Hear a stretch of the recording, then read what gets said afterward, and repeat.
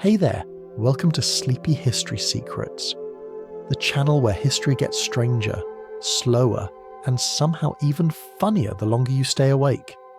Tonight, we're wandering into the world of medieval laws, those carefully written rules that, if you look closely, often began with one spectacularly bad decision. These are the stories of pigs put on trial, singing monks fined for enthusiasm, carp accused of being drunk, and a goose that once wore armour so convincing it changed national law. You're about to see what happens when fear, faith, and paperwork collide, when superstition and bureaucracy shake hands and call it order. But before you settle in, take a quiet moment to like the video or subscribe, only if you truly enjoy falling asleep to humanity's strangest moments of logic. And if you can, drop a comment telling me where you're listening from and what time it is right now. It's oddly comforting to know how many of us are awake at the wrong hour, each in our own little corner of history. Now, dim the lights, maybe let a fan hum softly in the background.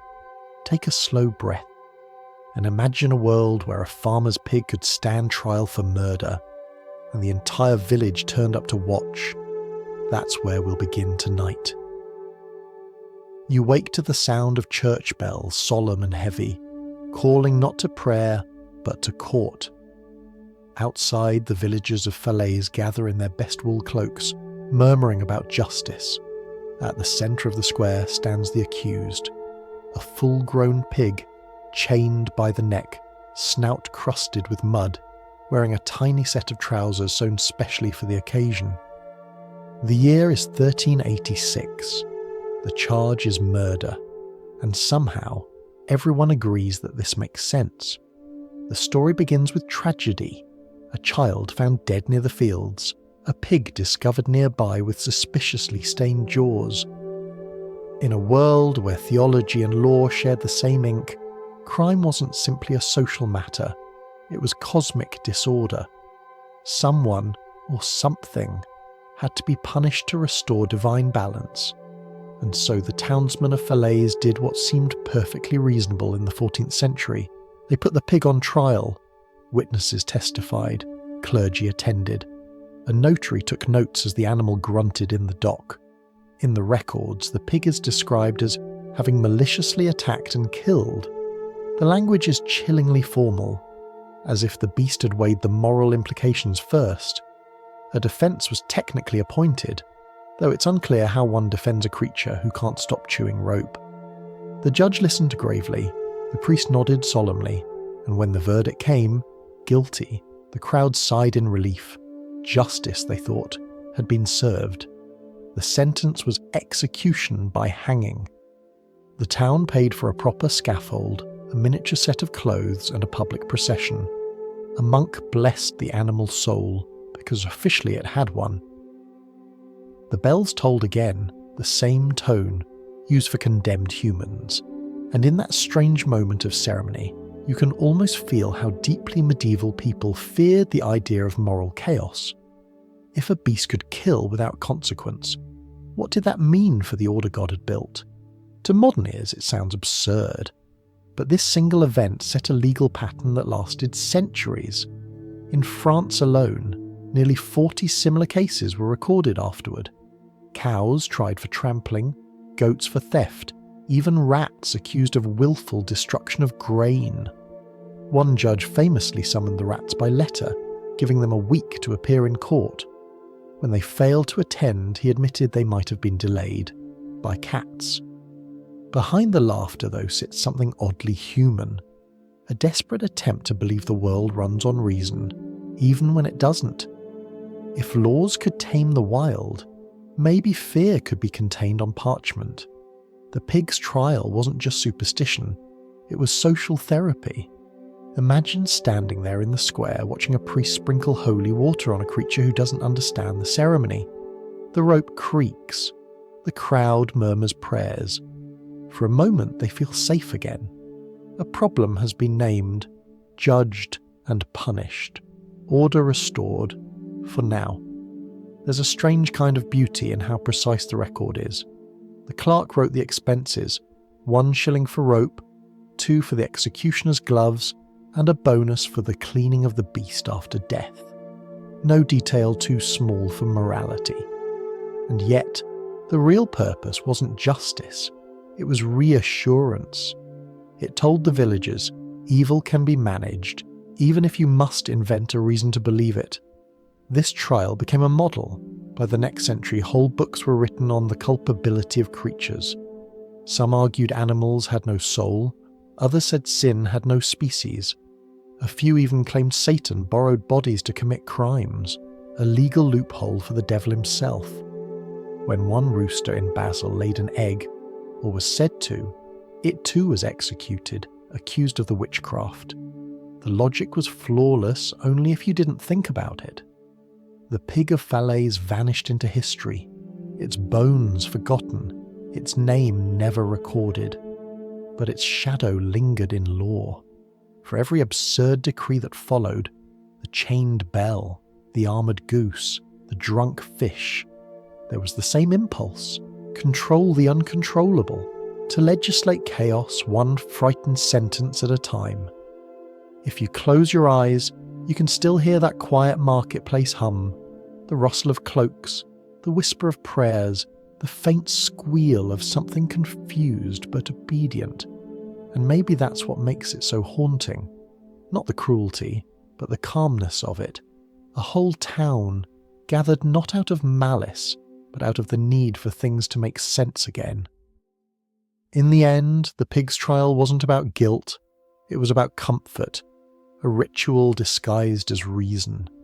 A moment when humanity, staring into the dark, decided to name the darkness law.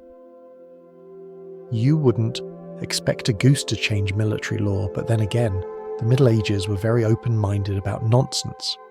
The story begins in Bohemia, sometime in the late 14th century, when a minor nobleman decided that life was too short to be entirely serious.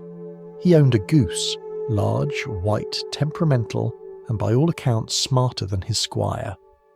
One day he fitted the bird with a tiny suit of armour, complete with a silver crest and a ribbon in the family colours. Then he brought it to a tournament. He announced, with the gravity of a man who has never been told no, that the goose was his official squire. The crowd laughed. The other knights did not. Chivalry, it turned out, had a fragile ego. A council of peers declared the act a mockery of noble tradition. Within a week, a royal edict appeared banning the arming or impersonation of nobility by animals. The phrase was written in the same tone one might reserve for heresy or tax fraud. The law was meant to protect dignity, but really it protected the idea that hierarchy mattered more than humour. In a world obsessed with symbols, the goose had committed the ultimate crime. It blurred a line. Armour wasn't just metal, it was social DNA, the visual code that said, you matter more than the person watching you die. To let a bird wear it was to suggest that the entire system might be silly, and that was unacceptable. So to restore order, they passed a law, not against stupidity, that would have emptied the entire nobility overnight, but against imitation. You could not mock the structure of power, even accidentally. The goose's feathers were plucked, the armour melted down, and the noble fined for unbecoming levity. The chronicler who recorded the event seemed quietly amused. He added that the goose showed more courage than its master. It's tempting to laugh, but this wasn't rare. Throughout medieval Europe, parody was often treated as treason. One English jester was jailed for performing a skit where he knighted a pig. In Florence, a tailor who dressed a donkey in silk was accused of undermining divine hierarchy. And yet, behind the outrage, you can sense a kind of fear, the panic of a world that lived entirely on appearances. If symbols failed, the invisible order might crumble. In that sense, the goose wasn't ridiculous. It was revolutionary. It revealed how fragile respect really was. A bird, unaware of its social consequences, could accidentally insult a king. It's both tragic and funny that the reaction wasn't laughter, but legislation. Imagine standing in that Bohemian square as the decree is read aloud. The herald's voice shakes slightly. He too knows this sounds absurd. Behind him, nobles murmur approval. A clerk scribbles on parchment, sealing comedy into law. And somewhere nearby, a plucked goose wanders the yard, oblivious to its political impact. The idea that mockery could destabilize kingdoms wasn't entirely wrong. Symbols ruled everything from warfare to marriage. When a knight rode into battle, his banner declared more than his allegiance. It declared his rank in the universe. Even colours were regulated. Certain shades of red were reserved for kings. Deep purple belonged to the church. To wear them without permission was to claim power you didn't own. And in a time when faith and hierarchy shared a bed, that was dangerous. The armoured goose law became part of a larger movement, what historians now call sumptuary laws.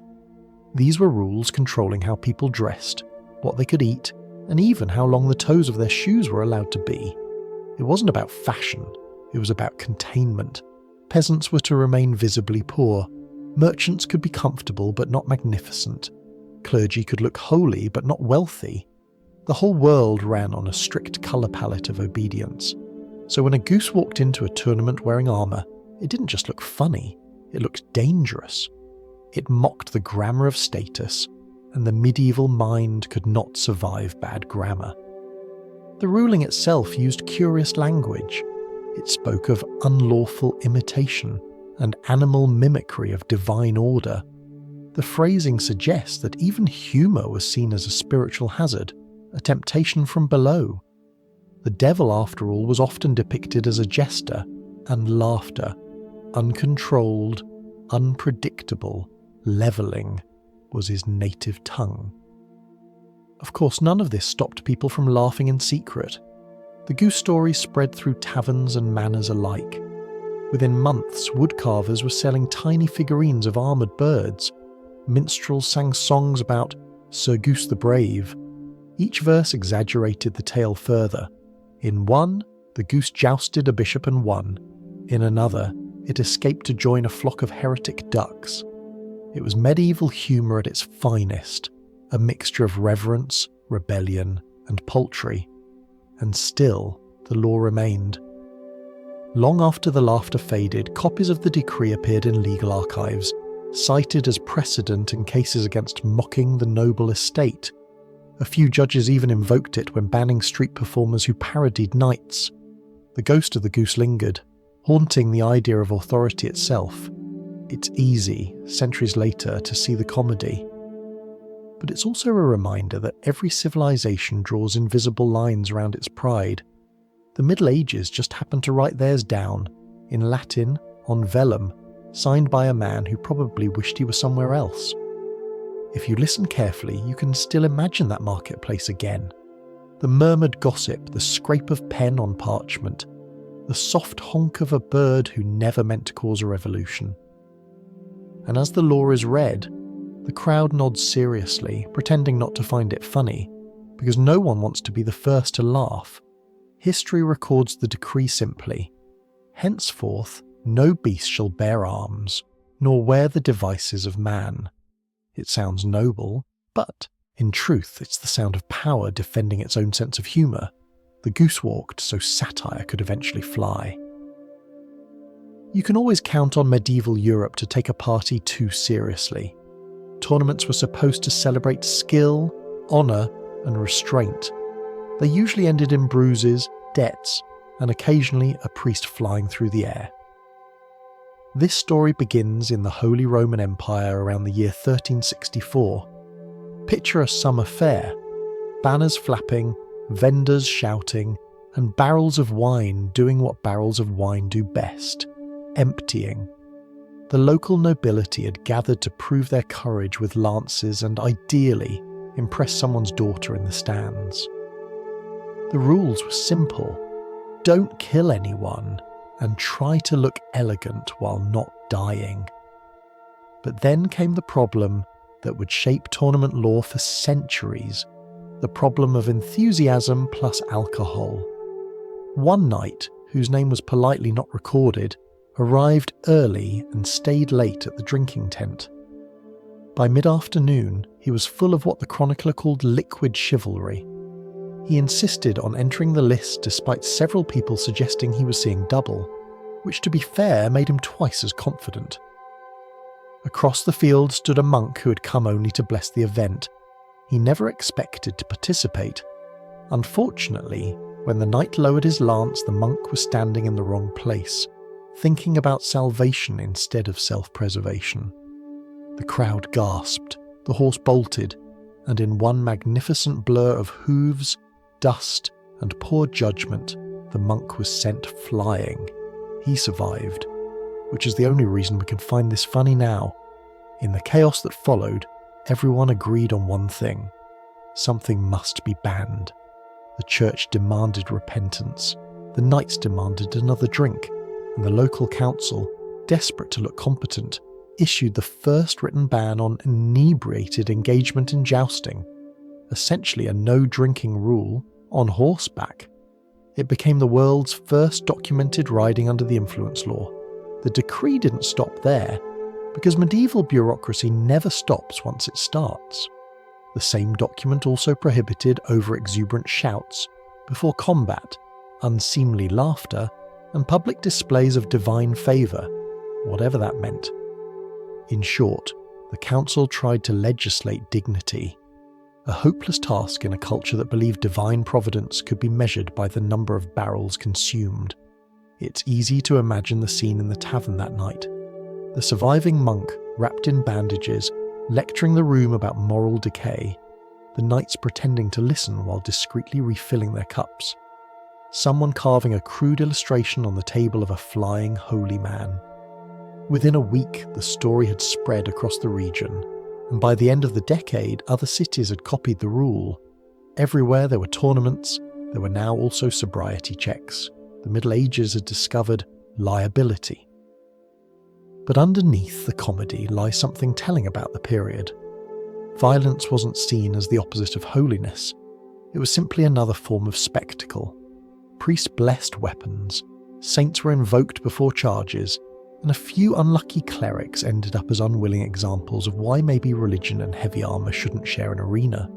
Still, the idea of accidental martyrdom was powerful. The monk who got skewered by mistake was rumoured to have forgiven the knight instantly, turning disaster into a minor miracle. People began visiting him for blessings, convinced that surviving a lance strike made him spiritually magnetic. Within a year, there were candles lit in his honour. The church hesitated, then quietly leaned into it. After all, saints had been made for stranger reasons. That was the strange rhythm of medieval logic. Punish the absurd, sanctify the survivor, and pass a law just in case. Even the smallest accidents were treated as cosmic warnings. If a man could drink himself into blasphemy, the next step might be the apocalypse. Better to write something down. Records from later centuries show how the sober-only tournament rule evolved. Inspectors began attending jousts with authority to sniff participants' breath. One account describes a knight disqualified for smelling of ale, only to protest that it was for courage, not confusion. Another wrote that his horse had been drinking too, which, while creative, didn't help his case. Eventually, professional judges developed an informal code of conduct. Any contestant who fell off twice before striking the opponent's shield was presumed drunk and fined accordingly. The humour almost writes itself, but these measures reflected a genuine shift in medieval culture, from chaos to accountability. The feudal world was learning that power without restraint looked ridiculous, and ridicule was more dangerous than rebellion. You could survive a rebellion, you couldn't survive being laughed at by your peers. The law became a performance of control, and like all performances, it required an audience willing to believe. Picture it again the next tournament weeks later. The same crowd gathers, a little more sober, a little more cautious. The herald reads out the new regulation in a loud, clear voice. Any knight found drunk before the joust shall forfeit his horse, his armour, and his honour. The crowd nods gravely. Then someone in the back mutters, "So after, it's fine." The laughter ripples, quickly silenced. And somewhere beyond the stands, a barrel is quietly opened anyway. the monks continued to attend these events for blessings, though they now stood well behind the fences. One chronicler noted, "The holy men prayed louder than the crowd cheered." Perhaps that was the true moral victory. Looking back, the entire episode feels like the Middle Ages arguing with itself, the wild instinct for celebration colliding with the desperate need for control. They wanted to be noble, but also human, to fight bravely but drink freely, to find holiness, but keep the party going. It's an argument that never really ended. It just changed its costume. Even today, the rules of sportsmanship echo the same anxiety, the belief that discipline can disguise chaos. So the next time you see a modern warning label that reads, "Do not operate machinery after drinking," remember, the machinery used to have hooves. And somewhere in the dust of history, a bruised monk probably smiles at the thought that his unplanned flight helped invent the idea of responsible behaviour, not through wisdom, but through impact. There are many ways to offend a king, but few as harmless as baking. In 14th century England, a humble baker discovered this the hard way. He shaped a loaf that, quite unintentionally, resembled the royal crown. It had ridges like tiny battlements, and a loop of dough that rose just high enough to look symbolic. The bread was golden, fragrant, and in the wrong century that was treason. The rumour spread faster than yeast. By the next morning, people were whispering that the baker was mocking the throne. A local official decided the safest thing was to panic. He ordered the man arrested and the loaf confiscated for examination. That phrase alone tells you everything about medieval law. The bread was treated like evidence of divine rebellion. The court proceedings were brief and humourless. A clerk recorded that the shape of the loaf did bear the image of majesty. It's hard to know whether the baker had any sense of irony left when he was sentenced to public humiliation. He was made to stand in the market with the offending loaf hung around his neck. People laughed, but quietly. Even laughter could sound like conspiracy. Afterward, the loaf was burned as a warning, and a new rule was added to the list of absurdities. No bread, pie, or cake shall bear resemblance to crown, mitre, or halo. It sounds ridiculous, but this small act of overreaction set the pattern for the century. Once symbolism entered the kitchen, nothing was safe. Cooks were warned not to arrange pies in circular formation, as circles suggested eternity, a divine monopoly. One monk complained that an overly tall wedding cake did aspire to heaven. Within a decade, most towns had iconic food regulations. The human appetite for meaning had turned dinner into theology. It's strange how fear transforms into ritual. At first, such rules were rare. Then they multiplied, like the loaves themselves. By the early 1500s, entire manuals explained what shapes were spiritually acceptable. Triangles for the Trinity, fine. Crosses, obviously approved. Crowns, halos, or anything that glittered. Absolutely not. A baker could now be guilty of pride simply for good presentation. Behind the absurdity was a simple truth. People saw the world as a mirror of heaven. To imitate something holy without permission was to risk cosmic plagiarism. Even the smallest object could trigger divine offence. It's why painters needed church licenses, and why stonemasons prayed before sculpting angels, not out of piety, but self-preservation. The law on bread simply dragged the same fear into daily life. The punishment for symbolic baking varied by region. In France, the usual penalty was a fine and the confiscation of all similar loaves. In Germany, the baker might spend a night in the stocks beside his dough. England preferred public shaming, the medieval version of customer feedback.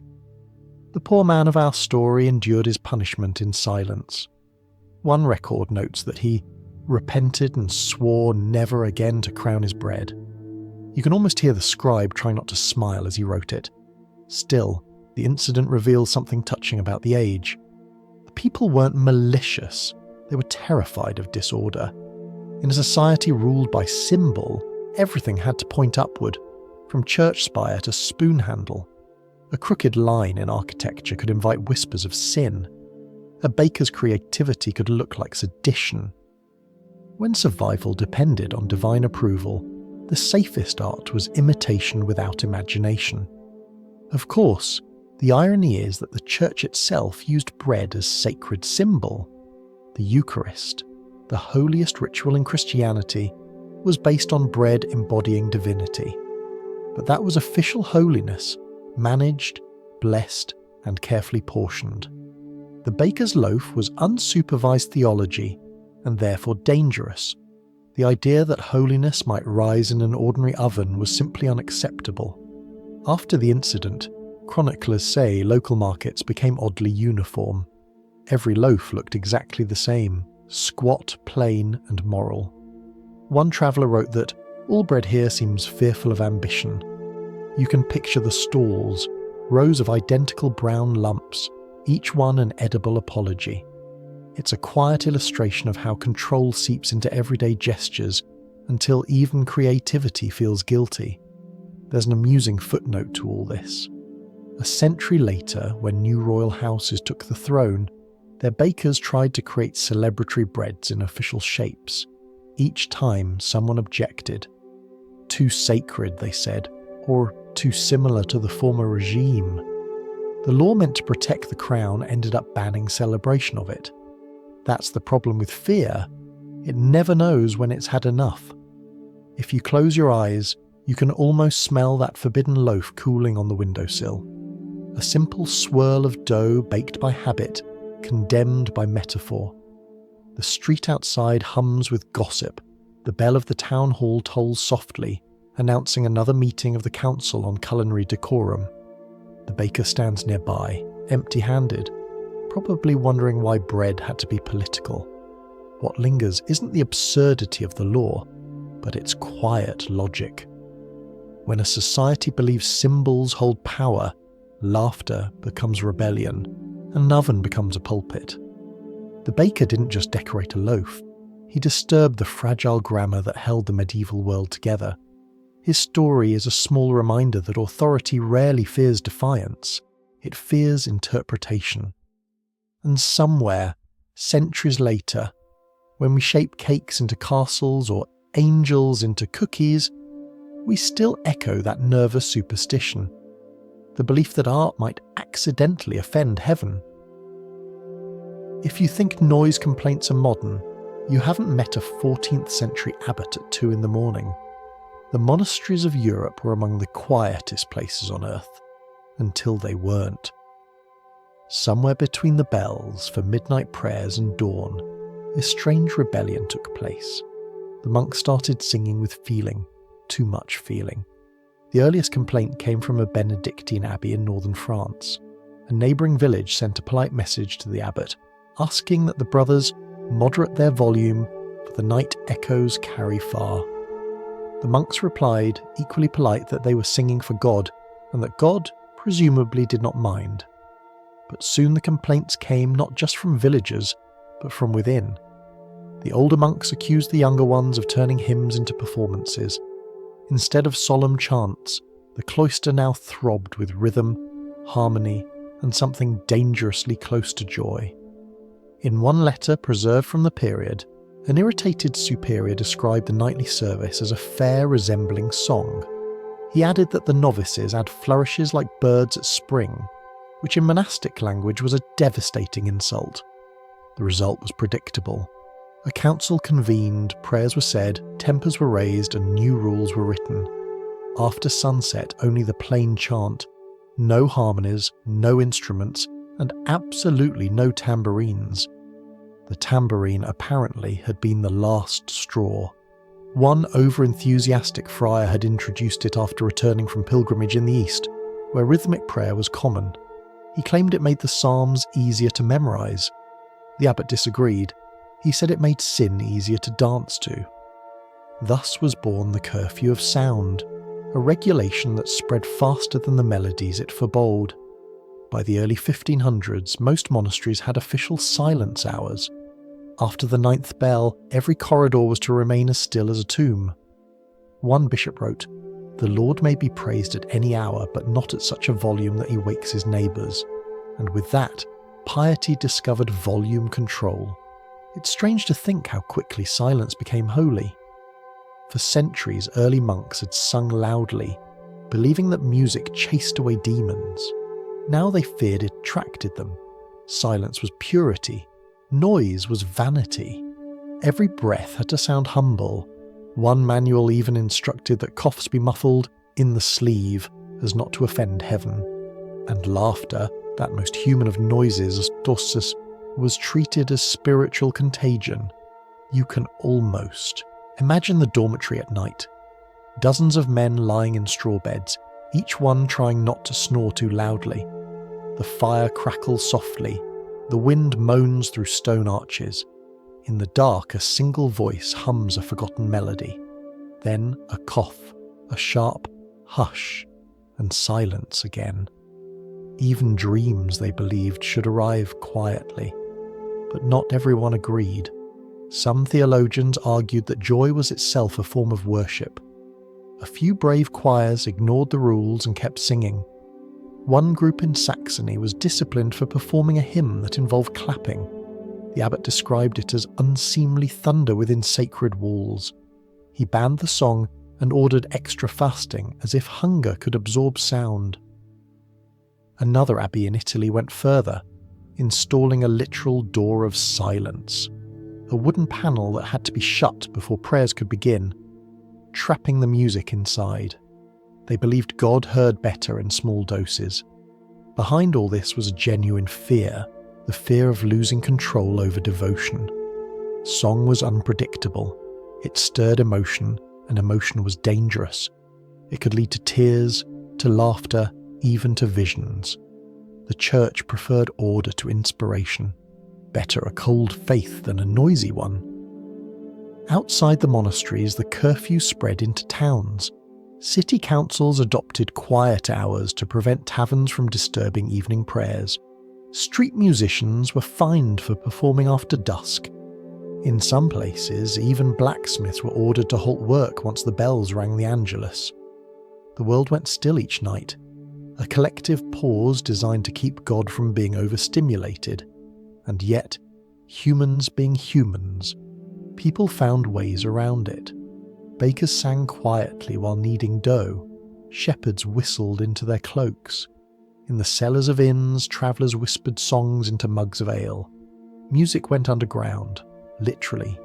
Some of the earliest folk tunes in Europe survive only because they were written as riddles in notebooks, hidden between recipes and weather notes. To sing freely had become an act of minor rebellion.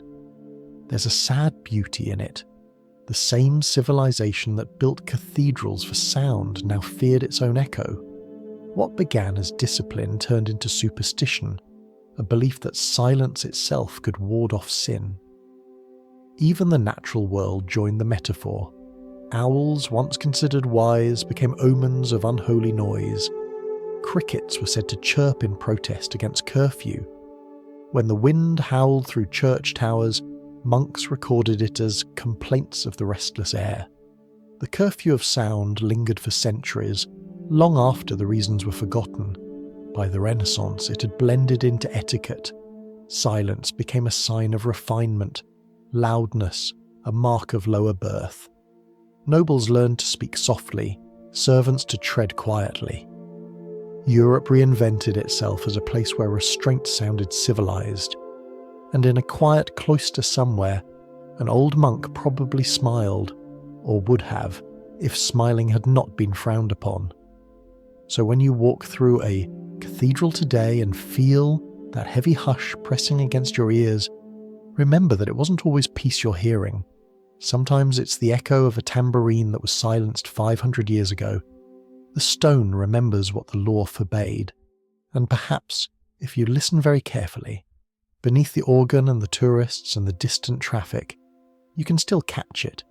A faint rhythm, a whisper of rebellion, the last beat of joy that once woke the saints from sleep.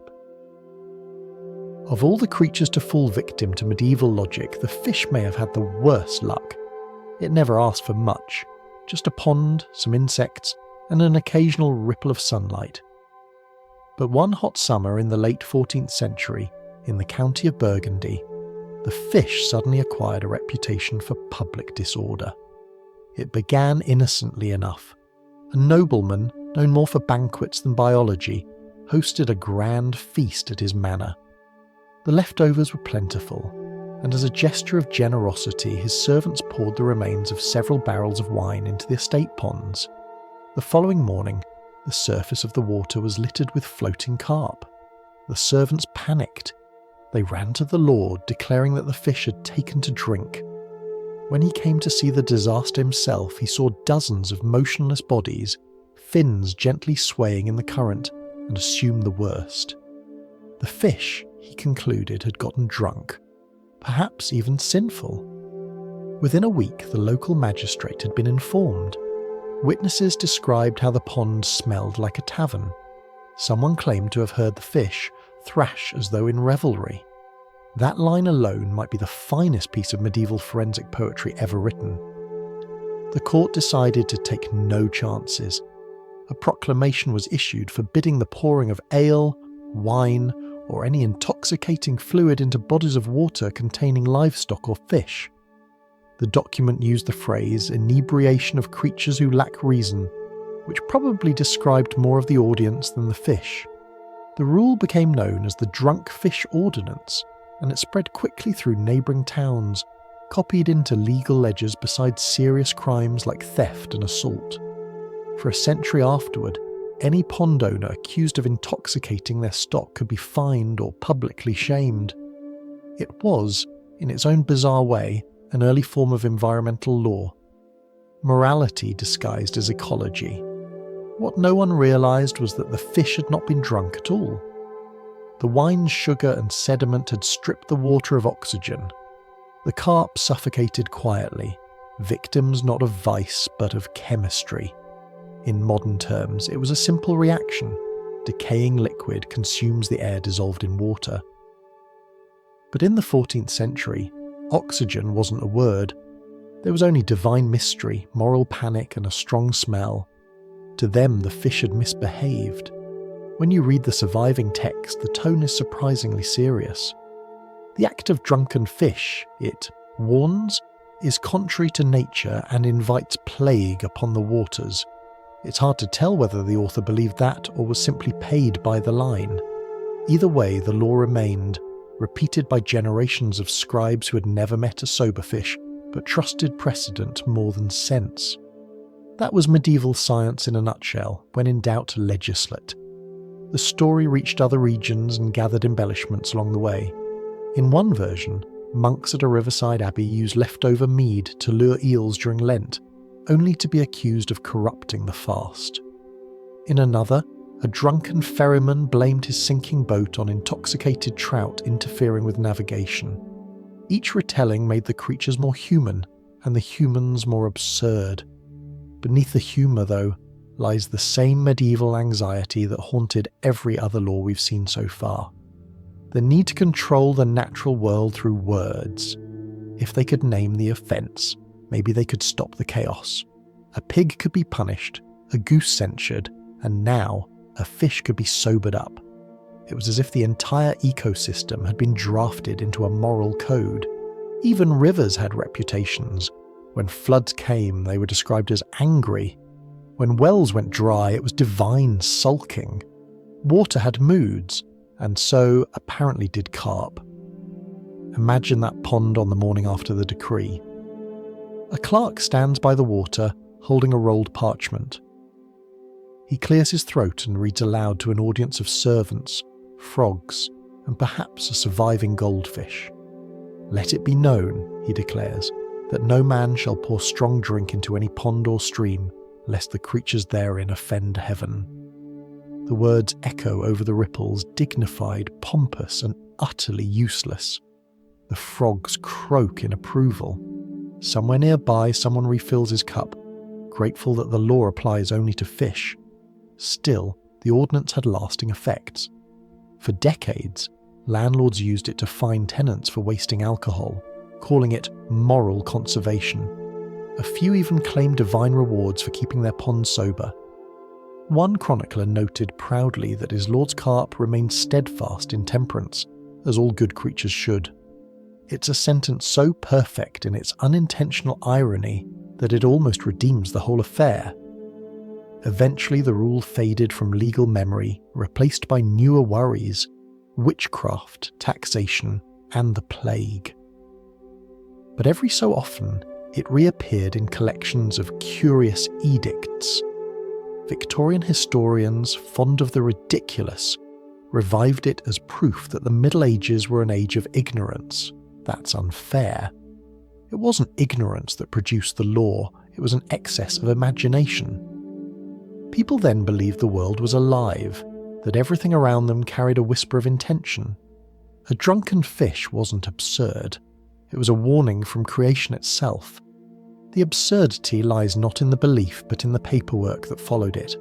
If you close your eyes, you can see that pond again. The smooth surface reflecting clouds, the faint scent of summer wine, the stillness of creatures that never meant to become philosophy.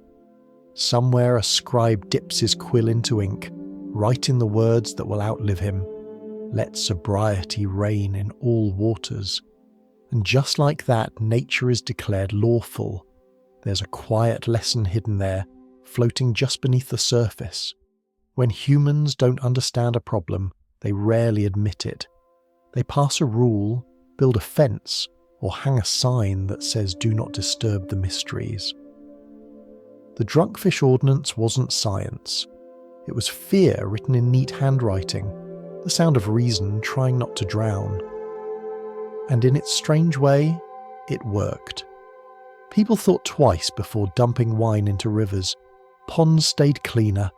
The fish, unknowingly acquitted, went back to doing what they always did, drifting, silent, waiting for the next misunderstanding to come along. Every great civilization eventually worries that its objects are plotting against it.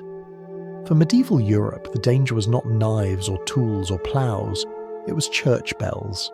Massive, beautiful, and slightly unpredictable, they were the heartbeat of every town, and on one memorable occasion, accused of desertion. The story began in the Norman town of Saint-Jean-de-Maurienne, around the late 14th century. It was the feast of St. Agatha, patron of protection against fire. The church had recently commissioned a new bronze bell, so large that it took 12 men and a nervous mule to hoist it into the tower. For weeks, villagers had watched the preparations, whispering about how far its sound would carry. Some said all the way to heaven, others just to the next tax collector. On the morning of the dedication, the air was damp and grey. Incense drifted through the nave. The bishop blessed the bell with holy water and declared it Maria Salvatrix, Mary the Saviour. Then, as the ropes tightened for its first ringing, a cable snapped. The bell slipped, swung once, and crashed through the wooden frame. It plummeted down the tower, struck the stone steps, and rolled out into the street. People scattered as it thundered past, flattening a fruit cart and finally coming to rest by the well. Dust settled, someone coughed, and then, inevitably, someone said, "It tried to run." In another age that would have been a joke. In this one it was theology. The bell, they decided, had committed dereliction of duty, an offence against both church and town. If it had been blessed, it must have also been capable of obedience, and if it disobeyed, it needed correction. The town council convened, as all councils do when faced with something they don't understand. Witnesses were questioned. One claimed to have heard the bell hum just before it fell, as if in protest. Another swore the mule brayed in fear, proof of demonic interference. Within a day, an official proclamation appeared. No bell shall henceforth be installed, without adequate chains or cords to ensure its moral steadfastness, and thus began the age of chained bells. To modern ears it sounds like farce, but the people were entirely serious. They believed every object in a church possessed a trace of spirit once blessed. Icons could weep, relics could heal, and bells could call down storms. The sound itself was thought to frighten away demons. If a bell misbehaved, It wasn't mechanical failure, it was spiritual rebellion. The punishment was not repair, but resanctification. Priests performed rituals over fallen bells, much like exorcisms, sprinkling water, chanting Latin phrases, and reminding the bronze of its higher purpose. In time, the law against unbound bells spread across dioceses. Architects began fitting towers with iron clamps, heavy bolts, and elaborate ropes.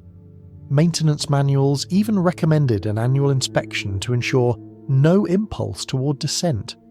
It was engineering by superstition. But it worked, not because the bells became holier, but because the towers became sturdier. There's something charmingly human in it. Rather than admit a flaw in their design, they imagined intention in their failure. A bell that fell wasn't an accident. It was drama, a story. And medieval society thrived on stories that made the world feel personal. If metal could have motives, then everything around them was alive, full of signs and lessons. It made the universe intimate, if occasionally ridiculous. In one chronicle from Burgundy, a bell that cracked during a storm was said to have screamed under divine punishment. The villagers buried it with ceremony, as if it were a fallen soldier. Another record from Italy describes a bell that rang by itself at midnight. Instead of checking for wind, the clergy declared it a miracle. When it happened again the next night, they called it a warning and installed a new lock on the tower door, to keep curiosity from tempting sin. It's hard to know whether they feared the devil or the parish boys. The chained bell rule even entered secular architecture. Town halls and watchtowers followed suit, tethering their bells with extra braces, as though civic order itself might unhinge if metal were left unguarded. In Venice, an ordinance of 1492 required every bell rope to be inspected monthly by a warden of sound. That title alone should make anyone smile. The idea that one could be paid to listen for disobedience. Over time, the law became metaphor. To describe someone unreliable, people said, "He rings like a loose bell." It meant unsteady or prone to escape. The phrase survived in local dialects for centuries, long after the actual chains rusted away. Language remembers even when belief forgets. If you picture the town square of Saint-Jean-de-Maurienne after the incident, it's oddly tender. The giant bell, dented but intact, resting on its side like a tired animal. Villagers patting it reassuringly, as though comfort could travel through bronze. The bishop solemnly sprinkling water, mumbling something about forgiveness, and then the slow rhythmic clank of iron as blacksmiths attach the new chain, not to punish, but to reassure themselves that control had been restored. It's worth noting that these chains weren't purely symbolic. Bells were valuable, and theft wasn't unheard of. A travelling army or ambitious baron could melt them for weapons. So the cord served both faith and practicality, religion quietly protecting its investments. But the spiritual language remained. Officially, the chains were tokens of constancy, because even God, it seems, appreciated a safety measure. Centuries later, when historians stumbled across the law, they found it quaint. They filed it under curious customs, alongside the pig trials and rooster witchcraft. But it deserves more credit.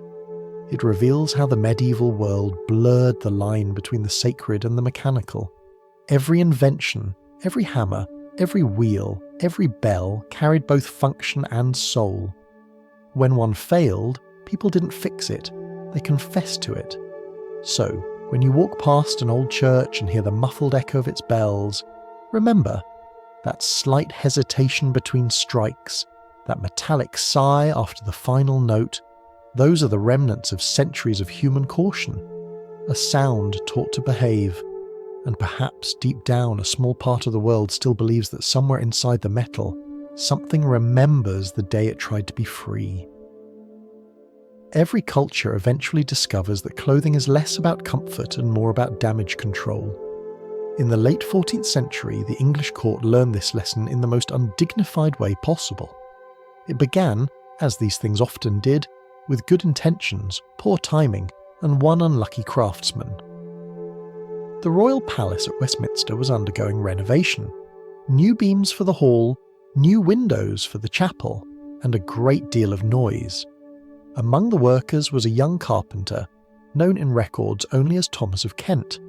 He was skilled, quick, and famously unconcerned with formality. On the morning of the incident, the King and Queen decided to inspect the progress. They arrived unannounced, accompanied by courtiers, priests, and the kind of tension that follows royalty like perfume.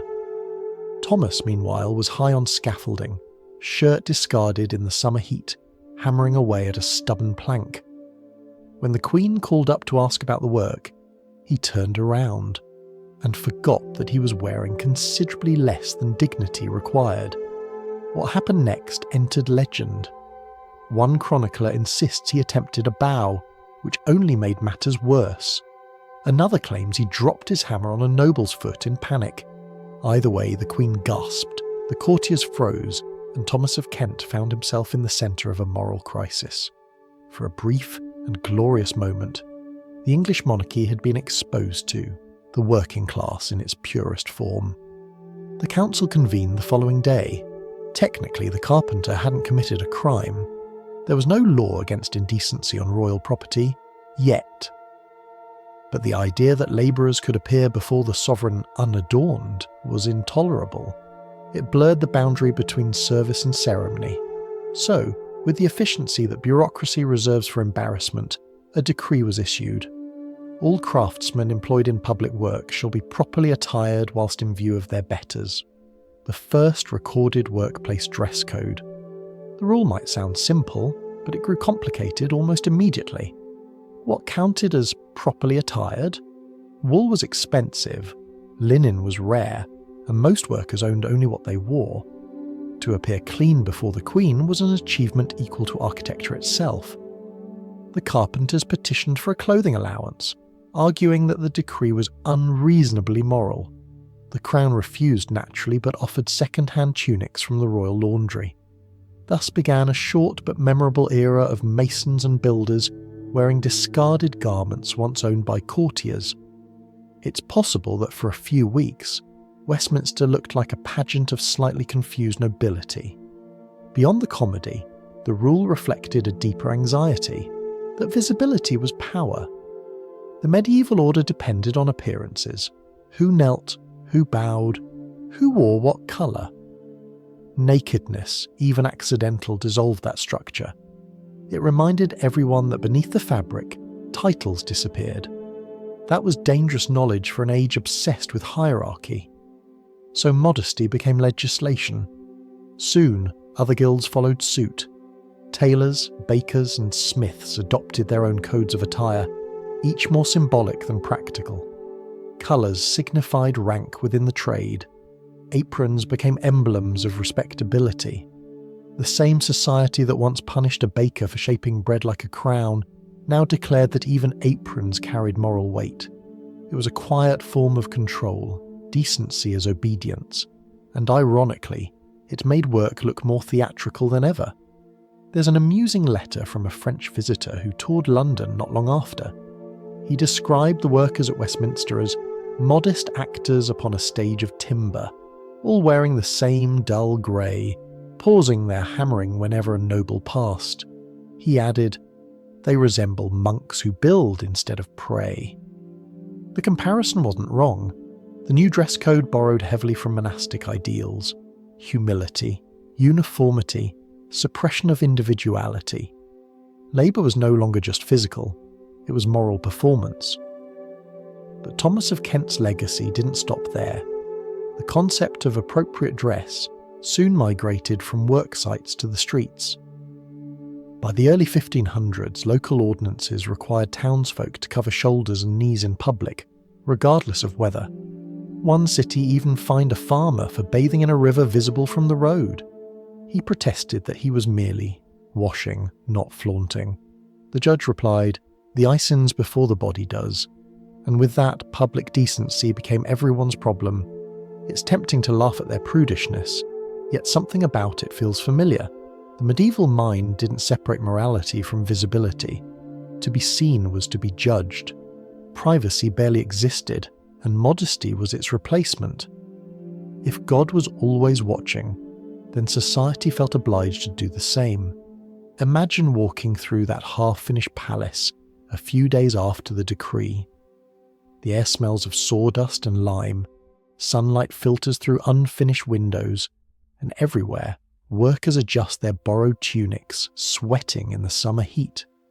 A foreman paces nervously, reminding them to keep their shirts on at all times, as if the Queen might reappear at any moment. Somewhere in the background, Thomas, newly re-employed after a brief exile, swings his hammer carefully, the fabric clinging uncomfortably to his back. He's become, unwillingly, the most influential fashion figure of his century.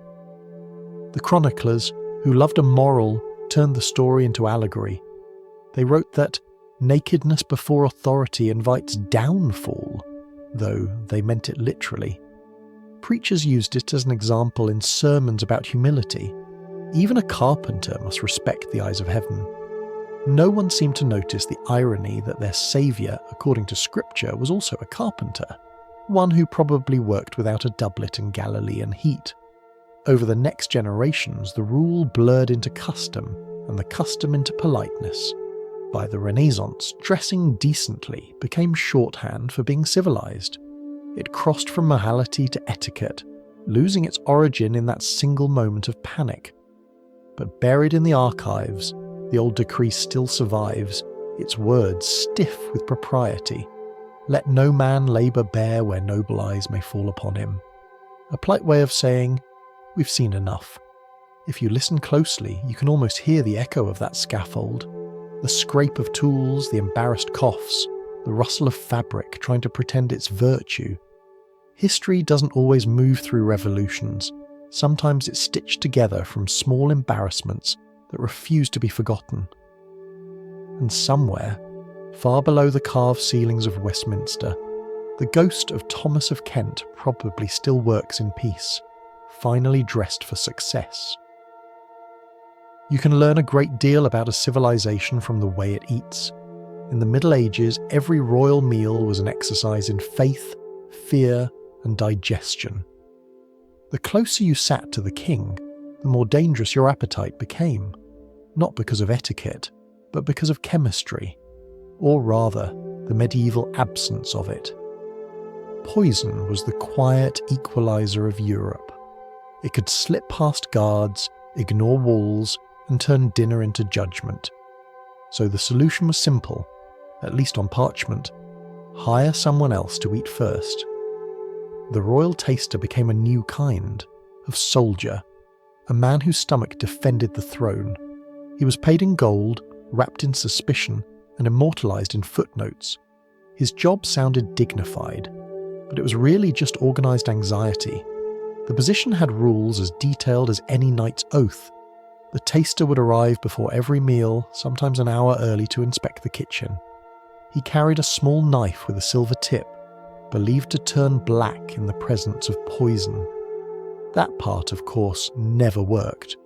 But rituals matter more than results. He would nick each dish, take a small bite, then wait. Sometimes a few minutes, sometimes the length of a prayer. If he remained upright, the meal was deemed safe. If he didn't, well, that was also information. Chroniclers described the process with grim admiration.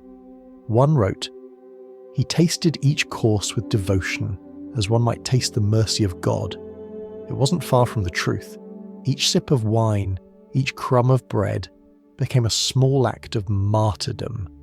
Trust was measured in half-swallowed gulps. The tasters themselves came from strange places.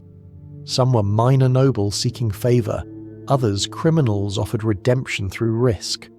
A few were monks chosen for their supposed immunity to sin and, by hopeful extension, to toxins. They blessed every spoonful before touching it to their lips.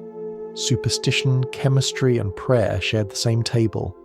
If you think of it, the whole ritual was a kind of sacrament, the purification of food through human sacrifice. The instruments of the trade looked almost ceremonial.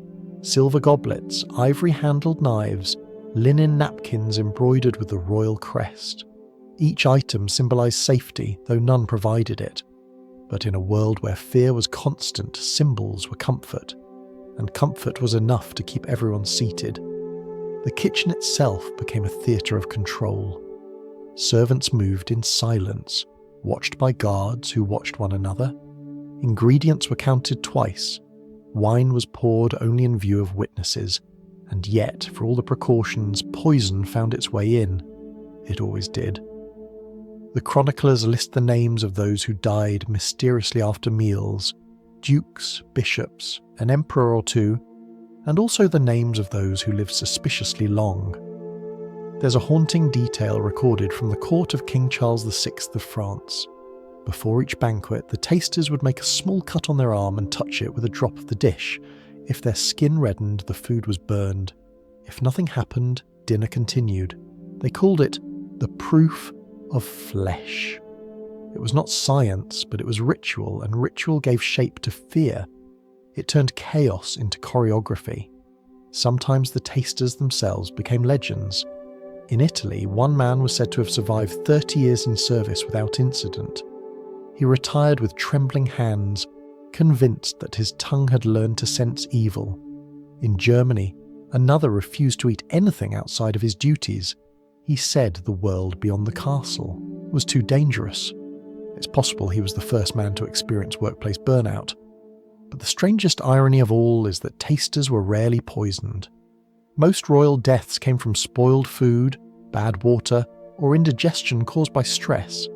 The tasters were, in fact, safer than the kings they served. Paranoia protected them better than loyalty ever could.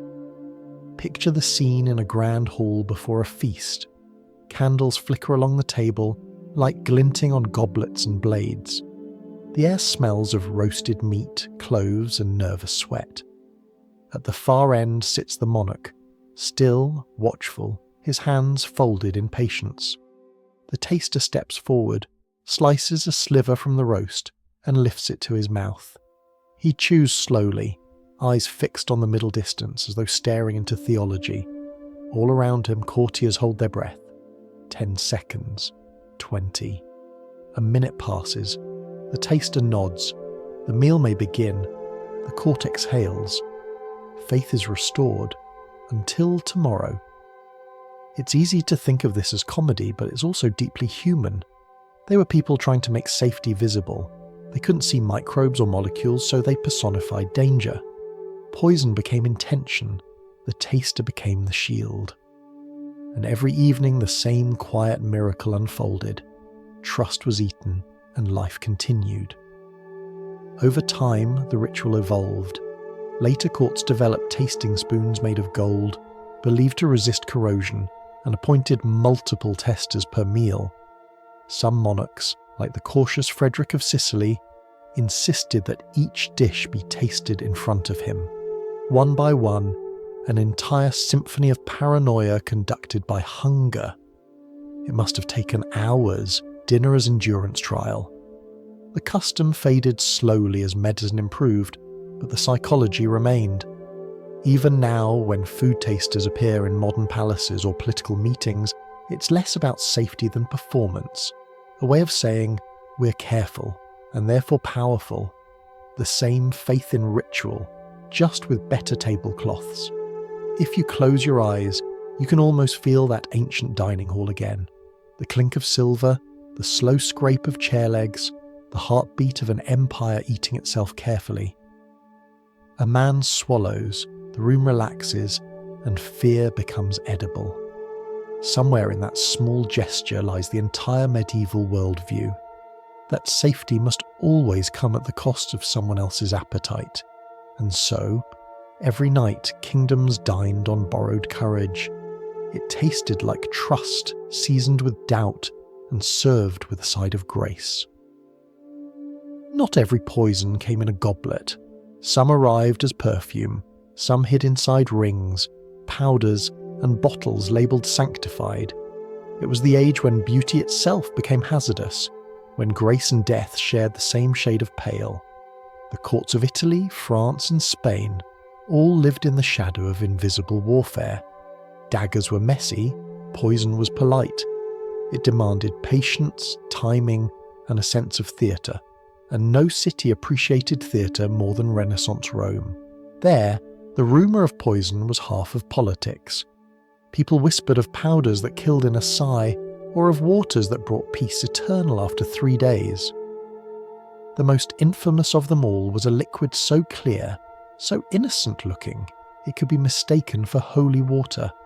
They called it aqua tofana. Its origin is murky. Some say it came from a woman named Julia Tofana, a widow who sold cosmetics and salvation. Others insist she inherited the formula from apothecaries in Palermo. Whatever its source, the mixture had a strange perfection. A few drops stirred into wine, soup, or milk. Tasteless, silent, slow. The victim grew pale, weak, and devout. By the 3rd day, they died as if visited by an angel. Doctors called it a natural decline. The church called it the Lord's mercy, and no one ever called it what it really was. Chemistry disguised as faith. Its ingredients sound almost poetic now. Arsenic, lead, and belladonna. A white dust, a soft metal, and a flower whose name meant beautiful woman. Each was deadly alone. Together they became something elegant. Of course, no one at the time used words like arsenic oxide or lead acetate.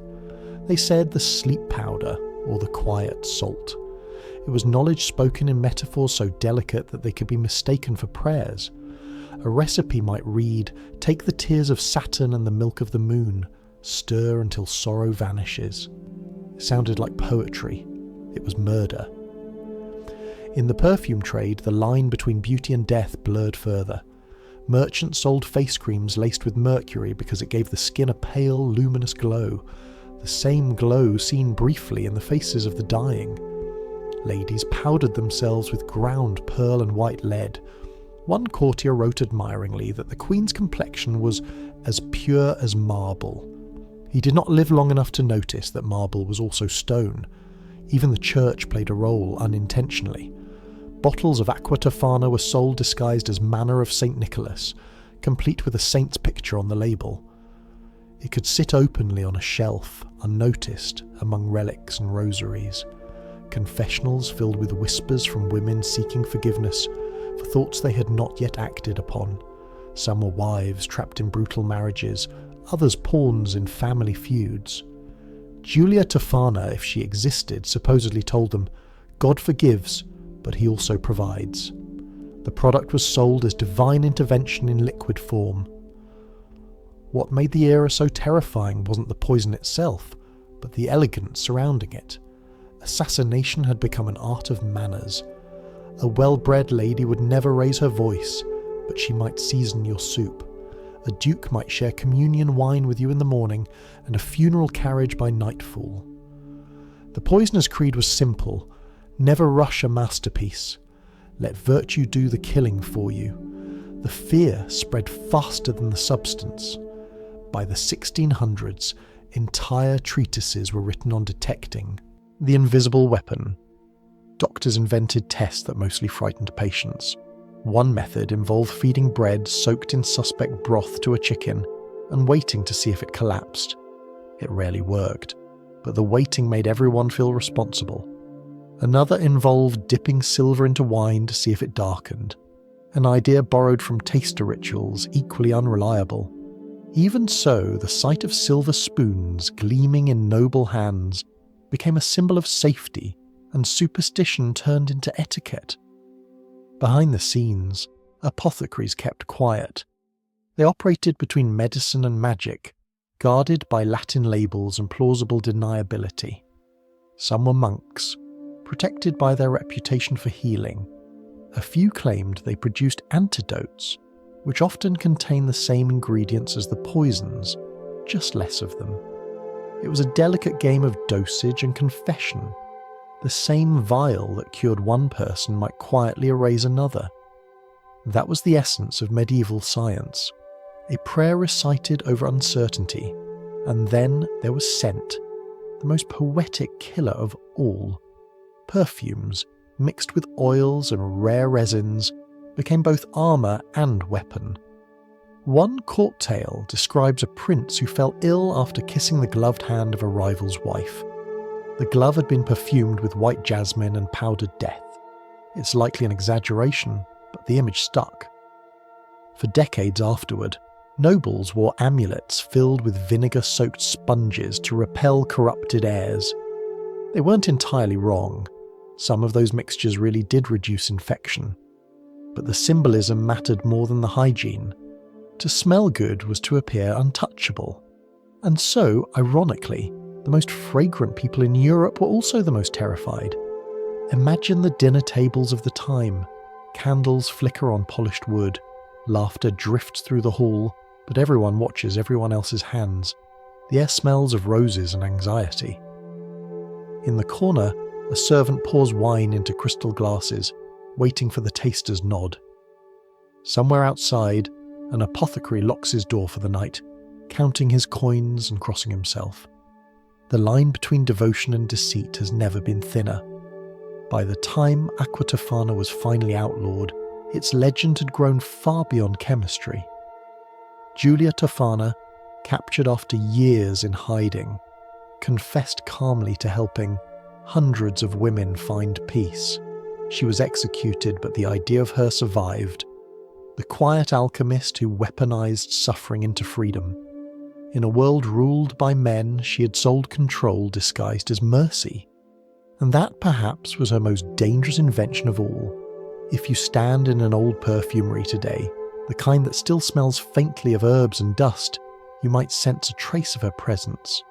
The air carries the ghosts of 1,000 mixtures. Love potions, lotions, tonics, and lies. Every scent tells a story of someone trying to change their fate with fragrance. It's easy to forget that all chemistry in the beginning was magic with better handwriting. The modern world still worships the same alchemy, just under new names. We call it beauty science now. Harmless, tested, approved. But when you dab perfume on your wrist or drink a vitamin claiming transformation, you echo the same longing that once drove people to trust a clear vial labelled Aqua Tofana. Hope distilled, holiness bottled, and just like then, the side effects remain eternal. You might think monasteries were the quietest places in medieval Europe.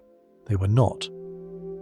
Behind the stone walls, past the libraries and the prayer halls, there was usually one room that hissed, bubbled, and smelled faintly of sulphur and candle wax, the laboratory. And within it, men of faith hunched over mixtures that glowed faintly in the dark, chasing the fine line between miracle and mistake. It was here that the medieval idea of science began to take shape, though no one called it science yet. They called it Philosophia Naturalis, the study of creation. To experiment was to worship, because understanding the world meant understanding God's handwriting. The problem, of course, was that sometimes his handwriting exploded.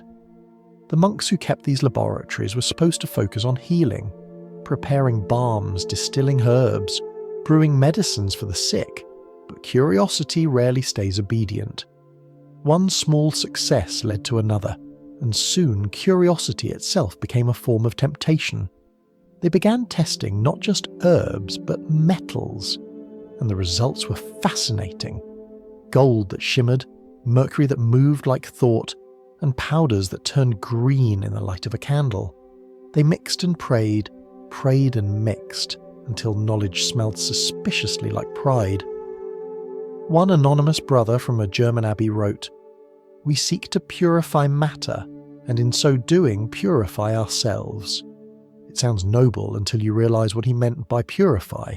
Some of their recipes combined arsenic powder with ground glass, believing the glitter reflected the perfection of divine light. A few were testing how long it took for such powders to dissolve in water, by using rats, sometimes dogs, and occasionally volunteers who did not ask enough questions. There were no ethics boards in the 14th century, only confessions whispered later that night. The alchemists outside the church were no less ambitious. They promised kings the impossible. Metals transformed into gold, sickness reversed into youth, and sometimes immortality in a bottle. They scribbled formulas that sounded like psalms. Take one part of the sun's spirit, 2 of the moon's tears, and seal them in glass until it hums. In their own way, they were poets with dangerous hobbies. Every explosion, every puff of toxic smoke, was a hymn sung slightly off-key. Yet for all their mistakes, they did make progress. They invented distillation tools, improved glass making, and recorded detailed notes on every reaction. The trouble was, no one could tell where discovery ended and heresy began. If a monk succeeded, it was called divine inspiration. If he failed, or worse, succeeded too well, it was witchcraft. Stories spread of laboratories where candles burned with blue flame, where crucibles glowed for days without cooling, where gold appeared overnight and vanished by morning. One abbot famously locked his chemists in the cellar after a sudden fire that turned the chapel walls black. He declared the event proof that the devil studies theology. But he also kept their notebooks just in case. In imperial courts, rulers grew fascinated with the blend of mystery and usefulness. Emperor Frederick II of Sicily, curious and ruthless in equal measure, ordered controlled experiments with poisons, for data, he claimed. He wanted to understand how long each substance took to kill, hoping the knowledge might help physicians. His chosen test subjects were prisoners.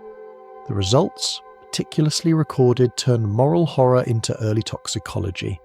Progress arrives one scream at a time. The contradiction was everywhere, monks saving lives by day and risking damnation by night. Alchemy was supposed to purify the soul, yet it lured men with the promise of control. Even the church couldn't decide how to feel. Some popes condemned it as vanity. Others quietly funded it. Gold, after all, built cathedrals. Inside the laboratories, the air was thick. Smoke, incense, and anxiety. Glass vessels lined the tables like small worlds, each holding a secret.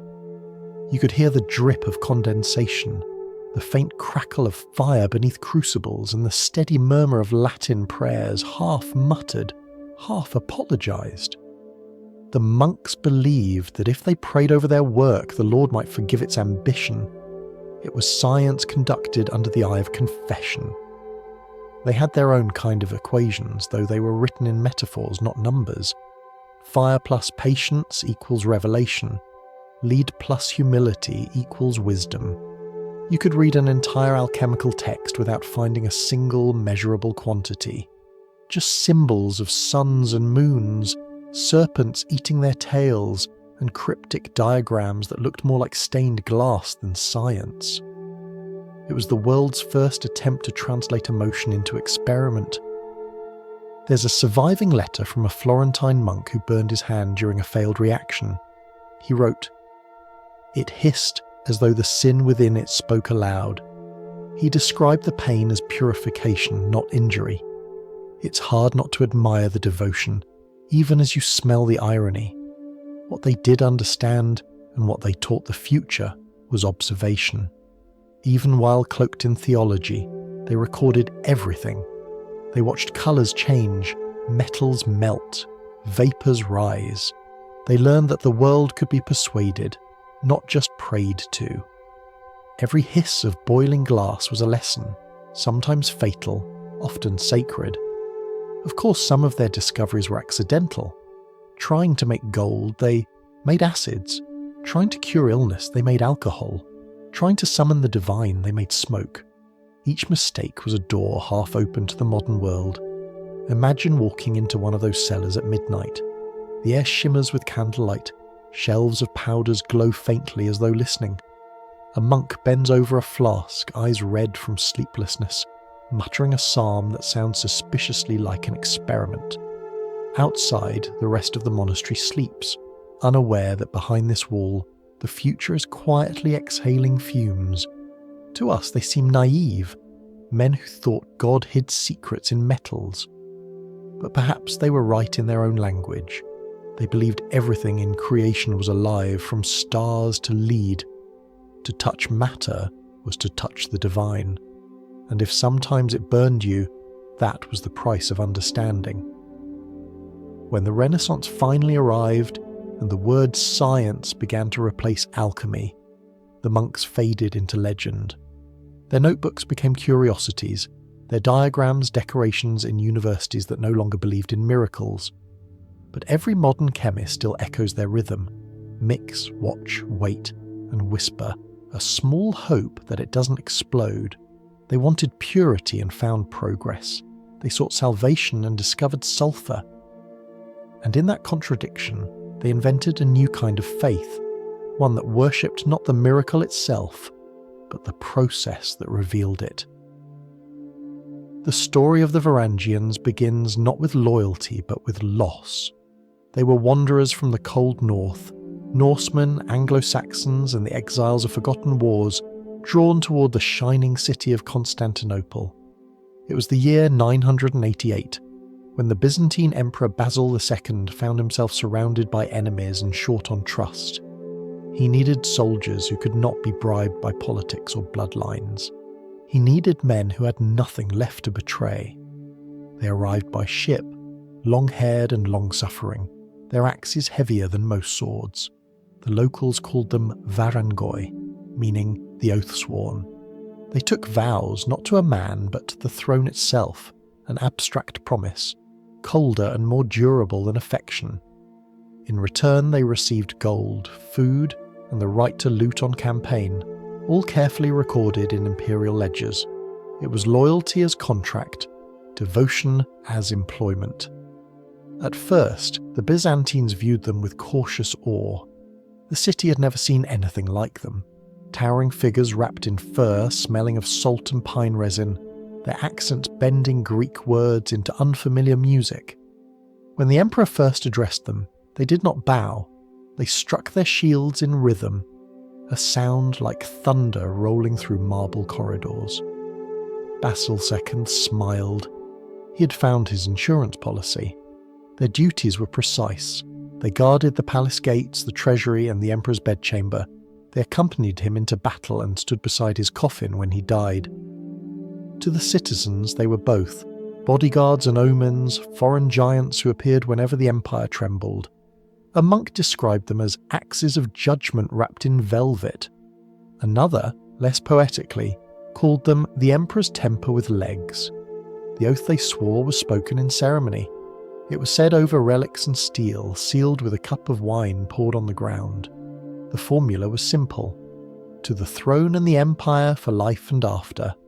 No saint, no scripture, just allegiance. Pure, unadorned, and terrifyingly practical. They lived and died by it. If a ruler was overthrown, the Varangians served the successor without hesitation. Their loyalty was literal. They protected the crown, not the head beneath it. That detachment made them famous. Basil II rewarded them lavishly. Gold coins minted with his face, land in the Balkans, even silk cloaks. A privilege once reserved for nobles.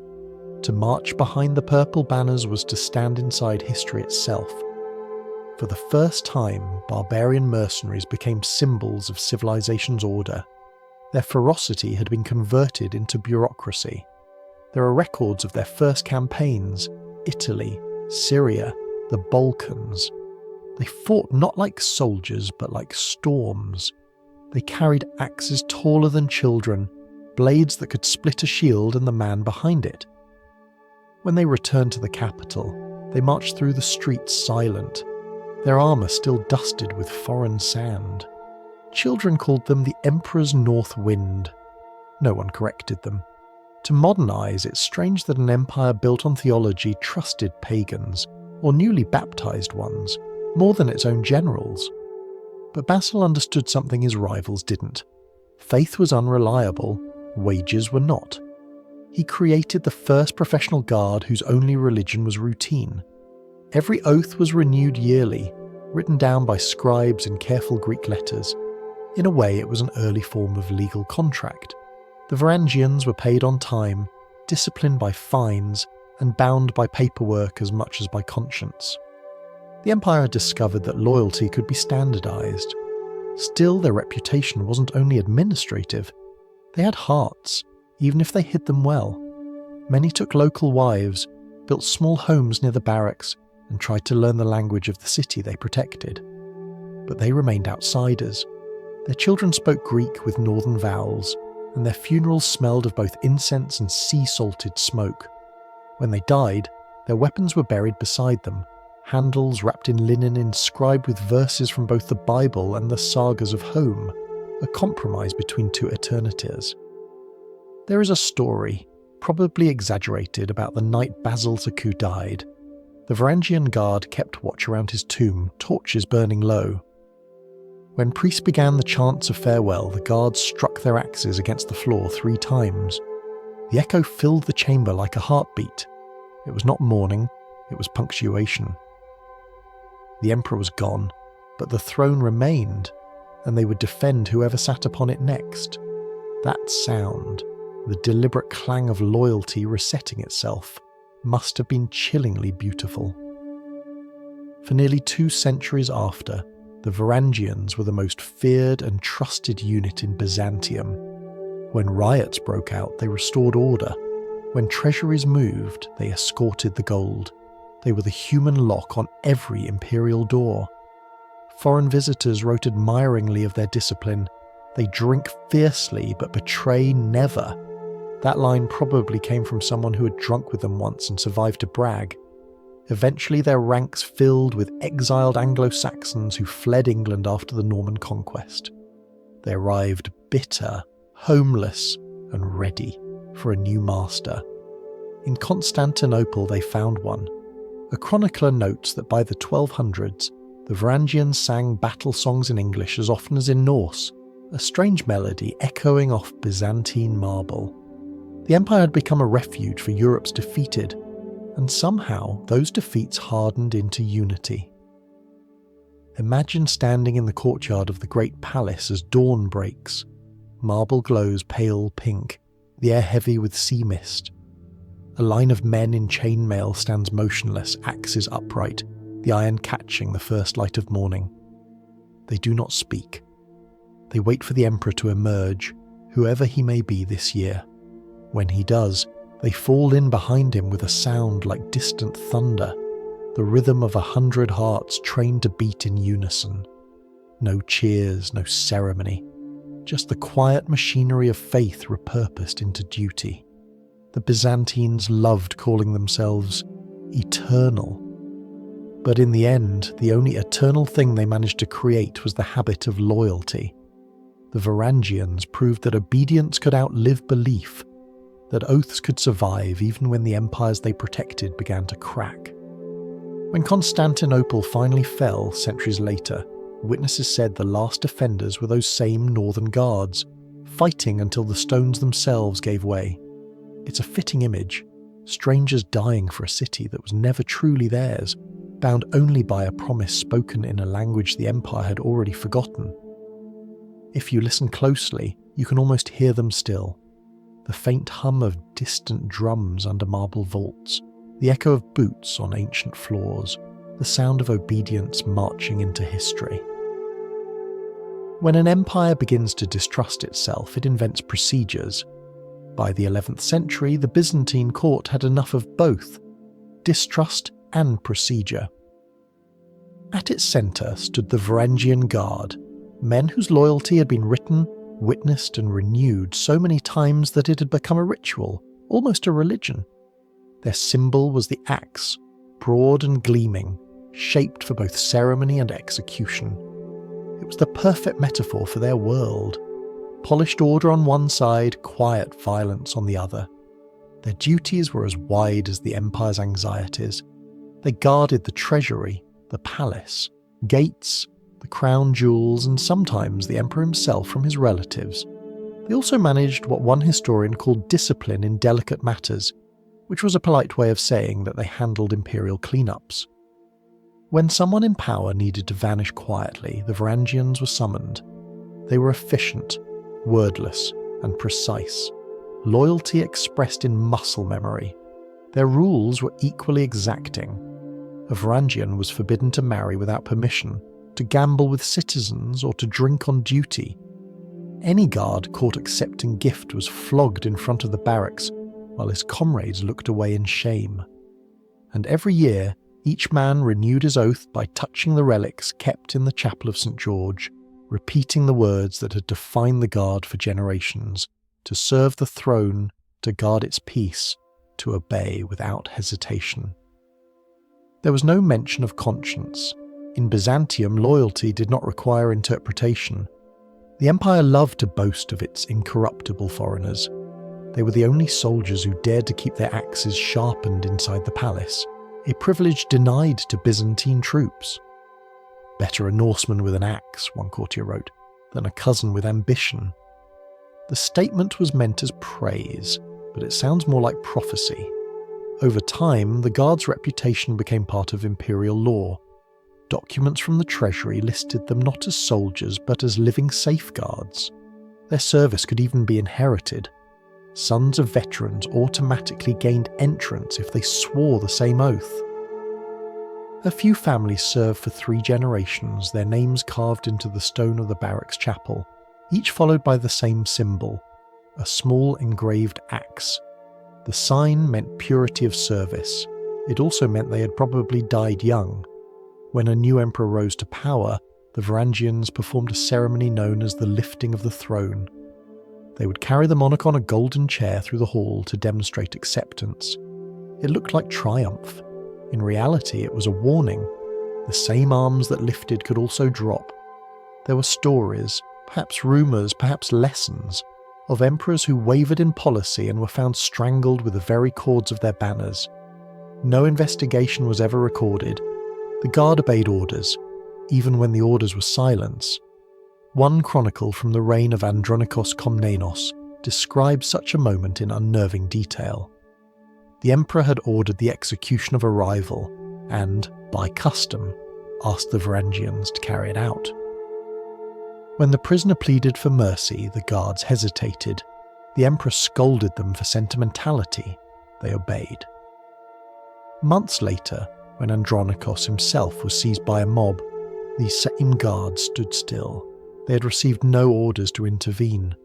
Loyalty, after all, must follow the letter, not the heart. It's difficult not to admire their consistency. They represented a kind of brutal honesty that bureaucrats only dream of, absolute duty unsoftened by opinion. The Byzantines, who wrapped everything in ceremony, found this simplicity refreshing and frightening in equal measure. They trusted the Varangians precisely because they were too literal to scheme. The Guard also played an unexpected role in shaping law. Because they dealt so often with treason and palace intrigue, the empire began codifying the rules of succession and punishment around their actions. A document known as the Nomos of the Axe appeared sometime in the 12th century. It wasn't a single law, but a collection of edicts defining what the Guard could and couldn't do. It stated in elegant Greek prose that no man bearing the imperial axe shall strike without command, nor refuse the command once spoken. It was both protection and trap. To disobey was treason. To obey could be murder. Either way, the paperwork was clear. The symbolism of the axe grew so strong that artists began depicting it in mosaics and manuscripts as a sign of divine justice. St. Michael was occasionally painted holding a double-headed blade patterned after the Varangian weapon. The message was subtle. Even heaven outsourced its discipline. Despite their reputation for incorruptibility, the Varangians were still human. They brawled in taverns, complained about pay, and sometimes forgot the delicate difference between enforcing order and breaking it. One surviving account tells of a guard who stole a jewelled cup from the palace pantry. When caught, he offered to return it and his right hand as apology. They accepted both offers. The cup was melted down. The hand was buried beside it, a matching set. That story was told to every new recruit for the next 100 years. As the centuries passed, the Guard changed. The Norsemen aged out. The Anglo-Saxons replaced them, carrying their exile and bitterness into service. Their songs in the barracks shifted from sagas of Odin to ballads about lost England. They still swore in Greek, but when they cursed, it was in their own tongue. The Empire didn't mind. Foreign sorrow made excellent discipline. Imagine one of them standing at his post in the candlelit corridor of the great palace. The floor beneath him gleams with mosaics, the walls shimmer with gold leaf. He hears the sea outside, feels the weight of the axe in his hands, and smells the faint perfume of the court, cloves, myrrh, and politics. He doesn't understand the language of the whispers passing behind the door, and that is exactly why he is trusted. He's not supposed to think, he's supposed to wait. And when the door opens, and an official emerges with a scroll sealed in wax, he nods and follows without question. The law has spoken. Whether it leads to a ceremony or an execution, he will walk the same pace, the same distance, the same silence. That is the perfection Byzantium admired most. Obedience measured to the heartbeat. The irony, of course, is that the more the empire relied on this purity, the more corrupt it became around them. Politics rotted, generals plotted, theologians debated angels while merchants stole taxes. Only the Varangians seemed steady, shining like blades in the gloom. But even steel rusts when the air grows foul. When Constantinople finally began to crumble, their axes defended its gates one last time, then disappeared into legend. Some say a few survivors sailed north, carrying their pay and their oaths into exile once more. Others believe they never left, that the axes were buried under the palace floor to guard it forever. If you visit the ruins today and listen closely, you might hear something faint, a ring of metal on stone, patient, rhythmic, like a memory keeping its own promise. Every age eventually learns to monetize its morals. In the 12th century, the great Christian Crusades had already marched across the world in a blur of banners, relics, and good intentions gone missing. Faith had built empires, but maintaining those empires required accountants. And so, religion quietly opened its books and began to balance holiness against revenue. You can imagine the scene, a sunburned city on the Mediterranean coast, half prayer, half marketplace. The streets of Acre and Tyre rang with hammers building both churches and taverns. In the air hung the smell of incense and salt, mixed with the sharper scent of commerce. This was the Holy Land, where pilgrims came to find God, and merchants came to find everyone else's purse. The two were rarely far apart. When the crusading armies first arrived, their leaders promised purity and sacrifice, but purity is expensive. Armies needed boots, horses, and wine, and faith alone did not pay for any of them. So new laws appeared, elegant, practical, and faintly absurd. Every brothel near a crusader camp was required to pay a portion of its earnings to the local garrison. The tax was called Maintenance for the Holy Defence. No one seemed to notice the irony. In some towns, the proceeds went directly to church restoration projects. It's said one abbey's stained glass windows were funded entirely by sins committed on Thursdays. Merchants learned to adapt. They sold holy relics on one street and gambling dice on the next. A fragment of the true cross could cost more than a house, while a bottle of Jordan water fetched a few silver coins, the same water, incidentally, that flowed out of the city drains during rain. A pilgrim could now purchase sanctity like a souvenir, proof of devotion stamped and sealed. Faith had acquired a receipt. To manage all this, the church developed a bureaucratic masterpiece, the system of indulgences. It began innocently.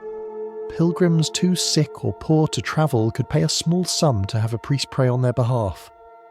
The prayer was considered equivalent to miles walked or hardships endured. Soon, those sums grew, and the prayers multiplied. You could buy remission for a year in purgatory, or 10, or an entire family package if you negotiated. Some clerks began keeping ledgers of grace. One even recorded totals at the bottom of each page, as though God were auditing his math. None of this was considered corrupt. It was efficiency. Sin, after all, was a resource, renewable, profitable, and universally available. And for the first time, morality had a market price. A man could commit a minor sin in the morning and offset it by evening with the right investment. The age of spiritual accounting had begun. Crusader cities operated on this principle. Every shrine charged entrance fees, every relic came with suggested donations, even confession gained a fiscal rhythm. The priest listened, calculated, and assigned a penance proportional to your wealth. To be poor was to sin cheaply, to be rich was to sin luxuriously. Salvation had gone premium. Yet, amid the absurdity, there was a strange sincerity. People believed deeply that holiness could be shared, distributed, and even purchased, not because they were cynical, but because they were terrified. Eternal life felt like an open account, and no one wanted to leave the balance unpaid. In that sense, indulgences were the medieval version of insurance. You couldn't see the risk, but you could pay to sleep better at night. The logistics of this economy were astonishing. Italian merchant fleets, after delivering supplies to crusaders, returned home loaded with relics, bones, and authentic sands from the desert. Most were fake, of course, but the market didn't care. Demand creates its own miracles. A church in Genoa claimed to possess John the Baptist's right arm, while two others, one in France and another in Constantinople, claimed the same limb. Scholars quietly observed that if every piece were genuine, John must have been impressively large. Meanwhile, Venetian traders made fortunes ferrying pilgrims to and from the east. Their ships were part chapel, part cargo hold. Passengers sang hymns on deck, while barrels of wine clanked below. When asked how they could reconcile commerce with piety, one Venetian simply said, "We transport both bodies and souls." It was the most honest slogan of the age. Back in Europe, the church refined the process further. Special offices were established to manage indulgence revenues. Receipts were printed with elegant seals, and official collectors travelled from town to town like travelling salesmen of forgiveness. They carried chests with two keys, one for the local bishop, one for the representative of Rome. Every coin dropped into those boxes rang like a prayer in metal form. People knelt, crossed themselves, and deposited faith by the handful. Imagine one of those processions passing through a dusty village. The banners flutter, the trumpets blare, and the collector stands beneath a canopy, reading the terms of redemption aloud. For every contribution, a portion of your sins shall be erased. For every gold coin, a year from your suffering. The villagers listen, eyes wide, and reach into their pockets. They believe they are buying time, but really they are purchasing reassurance, a small silence in the noise of guilt. Even the crusader leaders participated. Before battle, commanders would donate treasure for mass prayers, ensuring victory was properly financed. If they lost, they simply donated more afterward for forgiveness. It was a perfect system. Faith could not fail, it could only adjust its rates. Centuries later, reformers would condemn this economy as corruption. But at the time, it felt like progress, a civilized way to manage salvation. It replaced blood with bookkeeping. Where once men had burned heretics, they now filed receipts. And compared to that, a little hypocrisy must have felt merciful. If you close your eyes, you can almost hear the sound of it. Coins tumbling into wooden chests, quills scratching parchment, the faint murmur of prayers recited on schedule. Somewhere incense curls upward through the rafters, blending with the smell of wax and money. Faith has become orderly, predictable, billable. And though the centuries have changed the language, the principle remains the same. Wherever belief exists, accounting soon follows. Every sin comes with change. And in that faint clink of metal against wood, you can still hear the rhythm of a world learning to monetize its conscience. By the late 15th century, salvation had an office address. It came stamped, sealed, and notarized, a tidy document certifying that your soul had been gently upgraded. All you needed was the right sum of money and a cooperative conscience. This was the era of indulgences at their peak, when guilt could be exchanged for parchment and redemption could be mailed to you by courier. It was, in its own strange way, one of humanity's more efficient inventions. The idea had begun centuries earlier as a gesture of compassion. Pilgrims who couldn't travel to Jerusalem were told that donations to the church would count as spiritual miles. It was a thoughtful loophole, theology with empathy. But like all good intentions exposed to bureaucracy, it evolved. Soon the church realised that guilt was both infinite and renewable. Every human being, by definition, was a long-term customer, so the system expanded. Instead of sponsoring a single prayer, you could now purchase remission for specific sins. There were rates for blasphemy, for theft, for adultery, and even for bad thoughts, though those required confession and creative accounting. A priest would estimate the spiritual damage, then assign a payment proportionate to your status.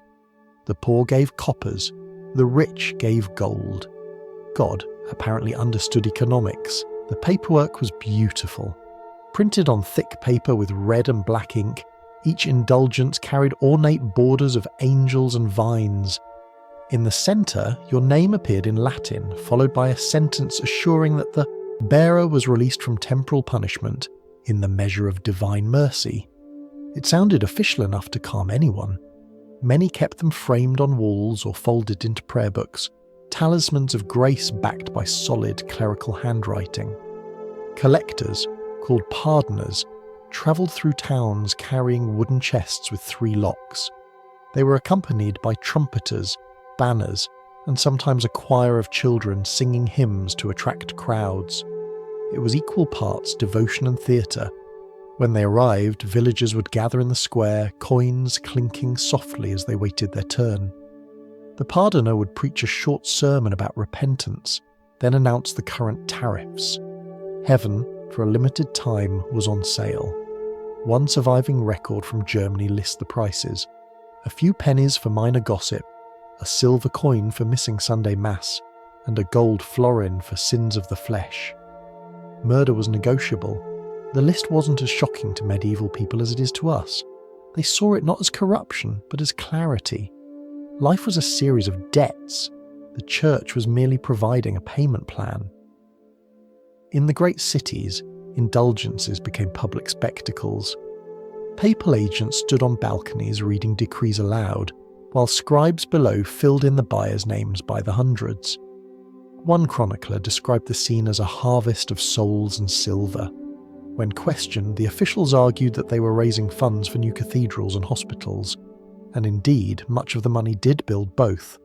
Faith and architecture marched hand in hand, carrying ledgers, but not everyone was convinced. In the back corners of churches, whispers began to rise. Could sin really be measured in currency? Could you bribe eternity? A few monks thought not.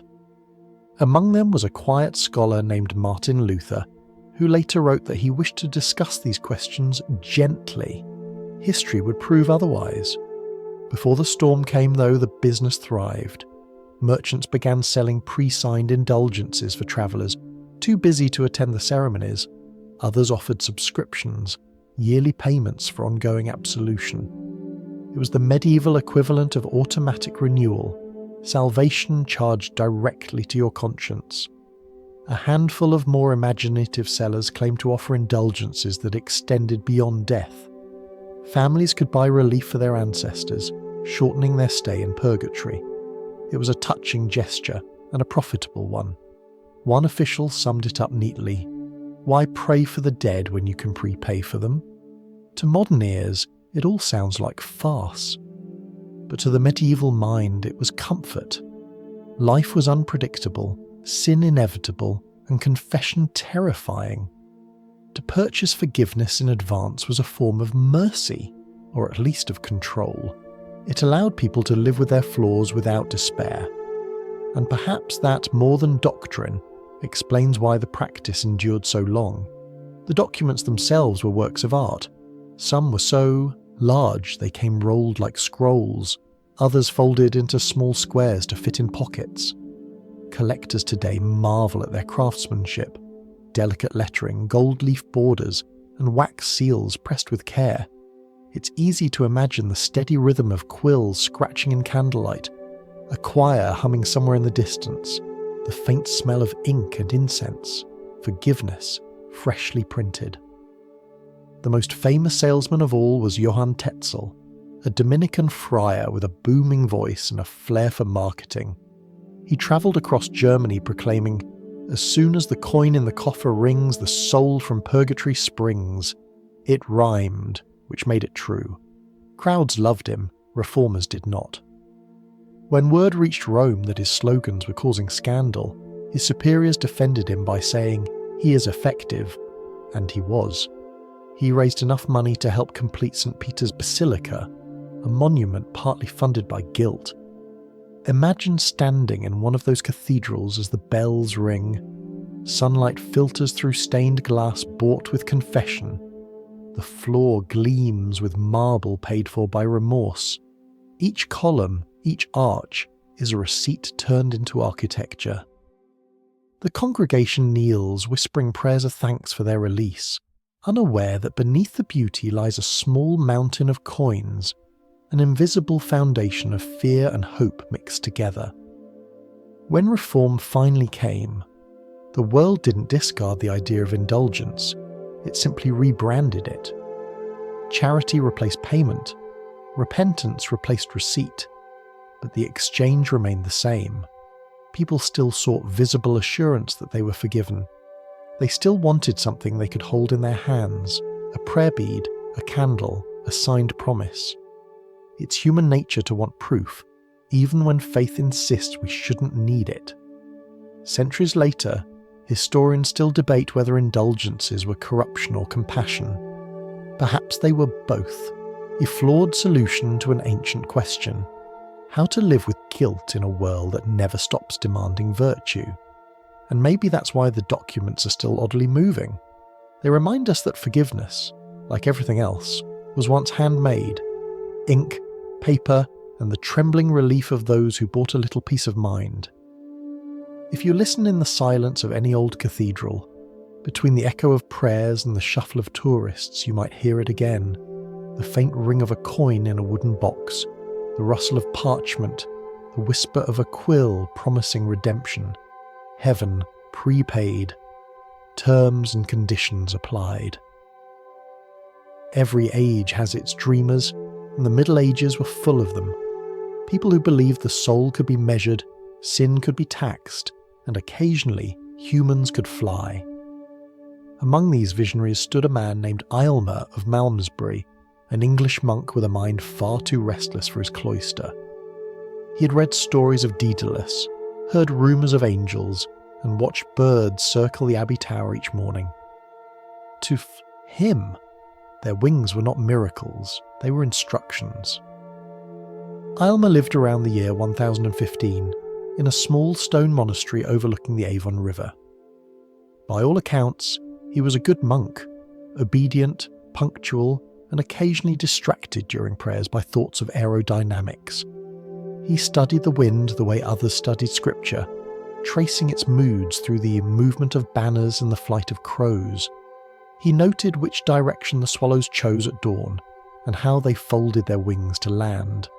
He was convinced that with the right device and the right amount of faith, a man could imitate creation itself. It began innocently, as curiosity often does. He constructed small models from parchment and reeds, letting them glide down the cloister stairs. When they fluttered rather than fell, he took it as divine encouragement. He then began sewing together larger wings made from wood, linen and goose feathers. The monks watched with weary amusement. To them, he was not a heretic, merely a nuisance who kept borrowing quills for research. Eventually, theory demanded experiment. On a bright morning, Aylmer climbed to the top of the abbey tower.